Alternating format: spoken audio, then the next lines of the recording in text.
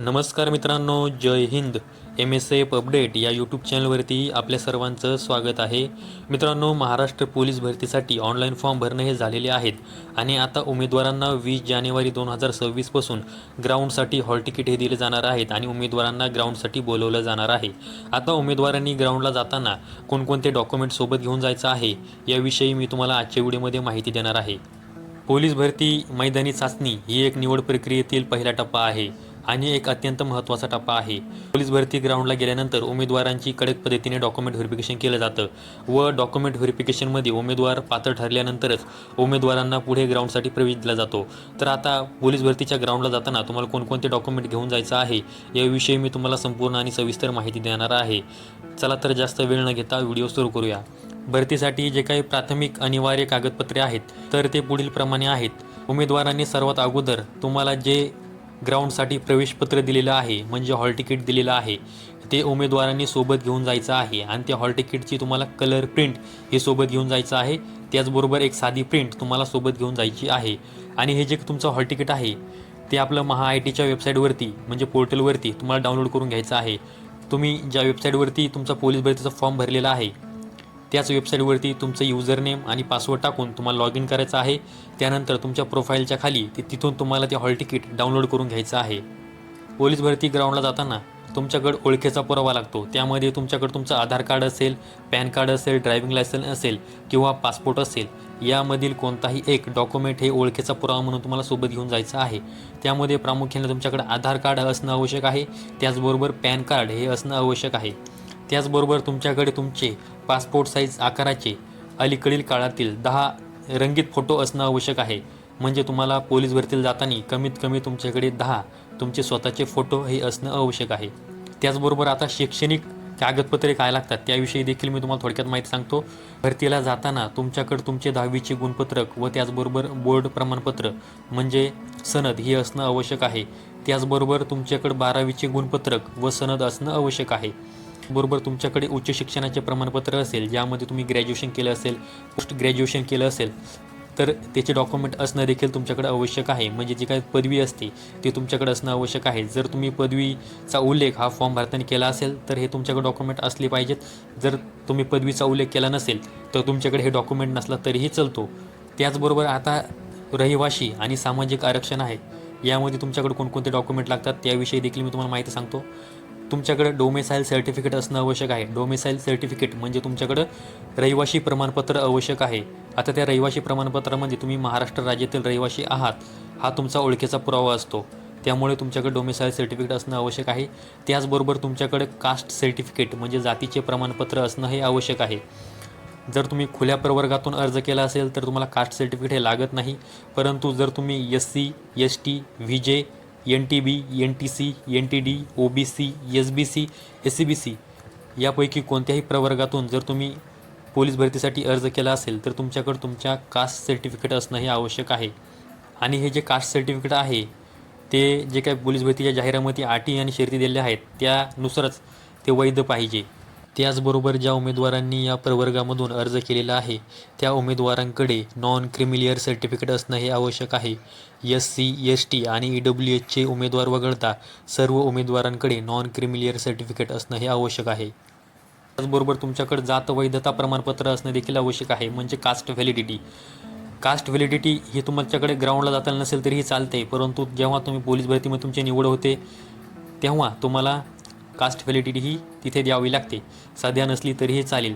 त्याचबरोबर जर तुम्ही EWS या प्रवर्गातून अर्ज केला असेल म्हणजे आर्थिक दुर्बल घटक या प्रवर्गातून तुम्ही जर आरक्षणाचा लाभ घेत असाल आणि तुम्ही जर अर्ज केला असेल तर चालू वर्षाचं तुमच्याकडे EWS सर्टिफिकेट असणं हे आवश्यक आहे.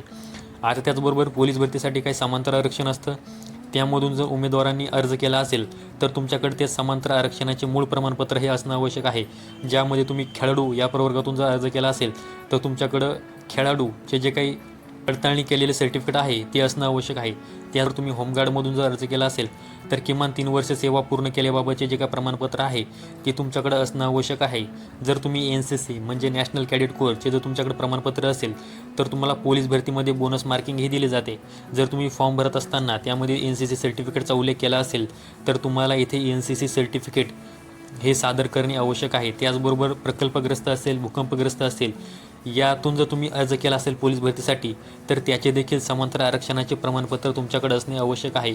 त्याचबरोबर उमेदवारांनी जर माजी सैनिक यामधून जर अर्ज केला असेल तर तुमचे जे काही आर्मीचे ओळखपत्र असतील, चार्ज कार्ड असेल, आर्मीमध्ये शैक्षणिक प्रमाणपत्र असेल ते देखील तुम्हाला तिथे सादर करावे लागणार आहे.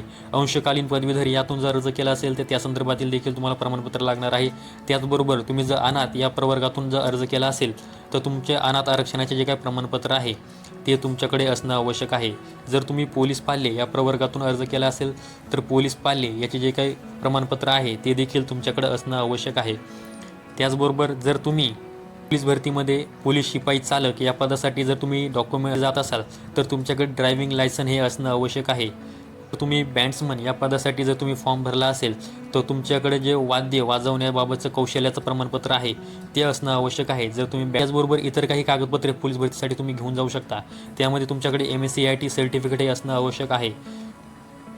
जर नसेल तर ते निवड झाल्यानंतर 2 वर्षानंतर तुम्हाला तिथे द्यावं लागतं, परंतु असल्यास तुम्हाला ते सोबत घेऊन जायचं आहे. त्याचबरोबर जर तुमचं लग्न झालेलं असेल व लग्न झाल्यानंतर तुमच्या जर नावामध्ये कोणत्याही प्रकारचा बदल झाला असेल तर त्याबाबतचं जे काही गॅझेट आहे ते तिथे तुमच्याकडे असणं आवश्यक आहे.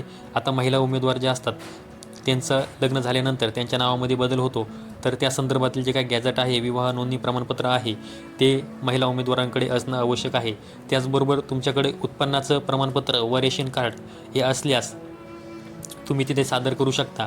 आता हे प्रमाणपत्र असणं हे कंपल्सरी नाही आहे, परंतु जर तुमच्याकडे हे प्रमाणपत्र असतील तर हे तुमच्यासाठी आणखीन चांगलं असणार आहे.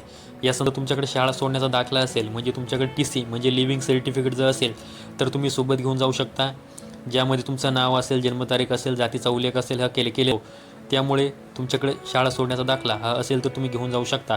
जर तुम्ही शाळा सोडण्याचा दाखला हा कॉलेजमध्ये दिलेला असेल तर कॉलेजकडून तुम्ही बोनाफाईड सर्टिफिकेट देखील घेऊन जाऊ शकता. हे देखील डॉक्युमेंट असणं आवश्यक नाही, परंतु जर तुमच्याकडे असतील तर ही खूप चांगली गोष्ट आहे. आता हे जे काही वर तुम्हाला जेवढे डॉक्युमेंट सांगितलेले आहेत त्या सर्व डॉक्युमेंटच्या कमीत कमी तुम्हाला 2 हे झेरॉक्स नेणं हे कंपल्सरी आहे. त्याचबरोबर त्याची ओरिजिनल जी कॉपी आहे ती डॉक्युमेंट व्हेरिफिकेशनसाठी जाताना तुम्हाला घेऊन जायची आहे. झेरॉक्स जर अटेस्टेड केलेल्या असतील तर आणखीन चांगलं, जर नसतील तरीही काही हरकत नाही, परंतु जाताना कमीत कमी तुमच्याकडं 2 या सर्व डॉक्युमेंटच्या झेरॉक्स असणं आवश्यक आहे. त्याचबरोबर जे ओरिजिनल डॉक्युमेंट आहेत ते देखील तुमच्याकडे असणं आवश्यक आहे. आता हे जे तुम्हाला डॉक्युमेंट सांगितलेले आहेत, आता हे तुम्हाला संपूर्ण डॉक्युमेंट एका फाईलमध्ये व्यवस्थित ठेवायचे आहेत आणि त्याला एक सोयीस्कर क्रमाने लावून तुम्हाला त्याचे झेरॉक्स आणि ओरिजिनल अशी कॉपी तुम्हाला तयार करून ठेवायची आहे. पोलीस भरतीला जाताना हे संपूर्ण डॉक्युमेंट घेऊन जायचं आहे. दिनांकाविषयी काही महत्त्वाच्या सूचना हे देण्यात आलेल्या असतात. त्यामध्ये तुमचं नॉन क्रिमिनल सर्टिफिकेट असेल, त्याचबरोबर तुमचं जे काही EW सर्टिफिकेट असेल तर हे जाहिरातीच्या अटीनुसार योग्य असलं पाहिजे. म्हणजे पोलीस भरतीचा जो ऑनलाईन फॉर्म भरायचा आहे तर त्या ऑनलाईन फॉर्म भरायच्या शेवटच्या तारखेपर्यंत तुमच्याकडे ही जी वरील सर्व डॉक्युमेंट आहेत ती तुमच्याकडे असणं आवश्यक आहे. आता यामध्ये पोलीस भरतीचा ऑनलाईन फॉर्म भरण्यासाठी 7 डिसेंबर 2025 पर्यंत मुदतवाढ दिली होती, तर तुमच्याकडे 7 डिसेंबर 2025च्या अगोदरचे डॉक्युमेंट असणं हे आवश्यक आहे. आणि जर आता मी तुम्हाला पोलीस भरतीसाठी जे काही आवश्यक डॉक्युमेंट सांगितलेले आहेत आता त्याचे संपूर्ण एक लिस्ट मी तुम्हाला दाखवत आहे. आता ही जी माहिती आहे ही पोलीस भरतीच्या जाहिरातीमध्ये देण्यात आलेली माहिती आहे. आता त्यामध्ये तुमच्याकडे आवश्यक कोणकोणती कागदपत्रे आहेत याविषयी संपूर्ण इथे माहिती देण्यात आलेली आहे. तर तुम्हाला पोलीस भरतीच्या ग्राउंडला जाताना हे संपूर्ण डॉक्युमेंट हे घेऊन जायचे आहेत. त्यामध्ये त्या डॉक्युमेंटची काही नियमावली आहे, त्या नियमावलीनुसार तुम्हाला हे संपूर्ण डॉक्युमेंट घेऊन जायचे आहेत. तर मित्रांनो, हे एक पोलीस भरतीच्या ग्राउंडला जाताना तुम्हाला कोणकोणते डॉक्युमेंट घेऊन जायचं आहे त्याविषयी माहिती द्यायची होती, त्यामुळे आजचा व्हिडिओ अपलोड केलेला आहे. पोलीस भरती संदर्भात जी काही महत्त्वाची माहिती आहे ती मी आपल्या यूट्यूब चॅनलच्या माध्यमातून देत असतो. जर तुम्ही आपल्या यूट्यूब चॅनलवरती पहिल्यांदा आला असाल चॅनलला सबस्क्राईब करून ठेवा. त्याचबरोबर हा व्हिडिओ आवडल्यास व्हिडिओला लाईक आणि हाईप नक्की करा. संपूर्ण व्हिडिओ पाहिल्याबद्दल धन्यवाद.